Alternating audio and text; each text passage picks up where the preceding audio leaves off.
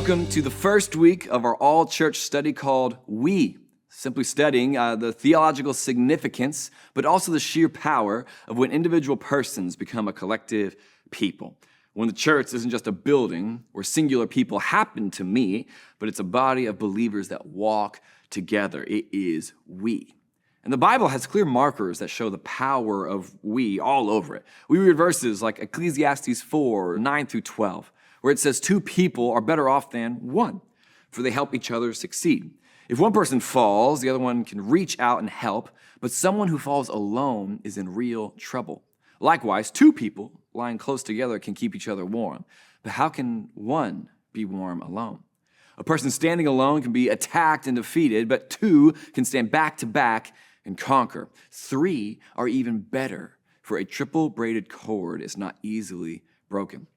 And you see that, and maybe you think, well, yeah, we is important. I need my friends, and groups matter, and it's good, but simply understanding the benefits of we doesn't scratch the surface of the theological significance of why we matters. You got to go all the way back to Genesis 1 for that. It's the creation of the world. You have God creating everything from nothing. He's using only his voice. It'd be incredible to see, and he gets to people. And here's what it says, and this is important. Pay attention to the words here, because the words really matter. It says, "Then God said, let us make human beings in our image, to be like us.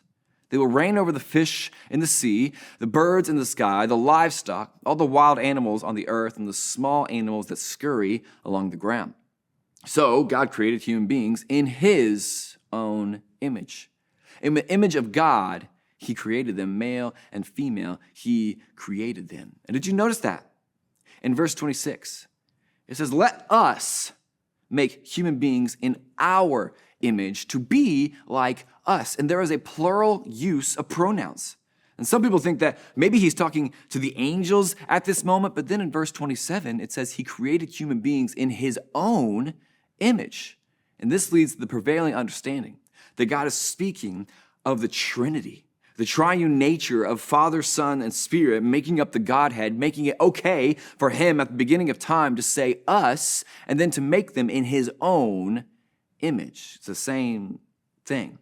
And there's a lot of reasons that the fact that we are made in the image of God matters. It means that humans possess personality. We have knowledge and feelings and a will. This sets man apart from all animals and plants. It means humans possess morality. We are able to make moral judgments and have a conscience. It means that humans possess spirituality. Man is made for communion with God. It is on the level of spirit that we communicate with God. But the bigger picture for us here in this moment is that we were not created for singularity. We were literally created in the image of communal plurality. Easy translation. We were not created to be alone. We were created to be we. This is played out in Genesis 2, when God has created Adam and God sees something not good. We get to Genesis 2:18, and here's what it says. Then the Lord God said, it is not good for the man to be alone. I will make a helper who is just right for him. And hear me, this is the first time in history of the world that God says something is not good. He makes light and dark, and it's good. He makes sky and ocean. He says it's good. He makes the ground. He says it's good. He sees the sun and moon after he creates it and says it's good. The birds and the fish are good. Animals and humans being created are good. But before sin existed in this world, God sees being alone, a human being alone, and says it's not good. Now hear me, sometimes I get that we need alone time. I will raise my hand and say, I need alone time sometimes. I get that. We all do. But there's a stark difference between having alone time and truly being alone. One is a reset. It's a moment just to get away and just catch your thoughts or just have a moment by yourself. But one is living outside of the way you were created. You and I were never created to be alone. We were created in the image of God, which means when we choose to live a life of solidarity, when we don't allow others to walk with us, when we don't let others carry our burdens, like it says in Galatians 6, when we don't live within the power of we, it's not just making life objectively hard on ourselves, like Ecclesiastes 4 says. We are living outside of our inherent design. And this idea of we extends beyond just our personal lives, but into the life of the church as well. Listen to this verse in Matthew 16. Peter, one of Jesus' dearest friends and closest followers, makes this incredible declaration that Jesus is the Messiah, the Son of God. And then this is how Jesus responds. Jesus replied, "You are blessed, Simon, son of John, because my Father in heaven has revealed this to you. You did not learn this from any human being. Now I say to you that you are Peter," which means rock. "And upon this rock I will build my church, and all the powers of hell will not conquer it." And he uses this word, church.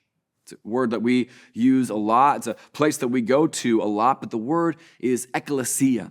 And at times, it's meant to be an assembly of followers of Jesus. Sometimes it's a company of followers of Jesus, a little smaller. Sometimes it's the entirety of all the believers on earth. But it is never in reference to a singular person or place. The church that we are a part of, not just our church, Northside, that is putting out this study, but the church in the entire world is not characterized by a building, but by a people.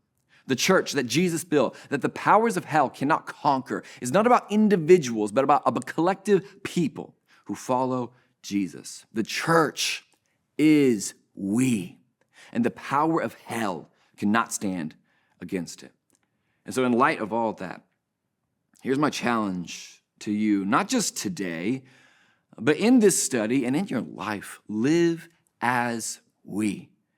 Don't just live as an I or a me. Live as we. Take this study seriously and take it literally and open yourselves up to the power of we. Because when we do that, it is exactly how we were designed to live.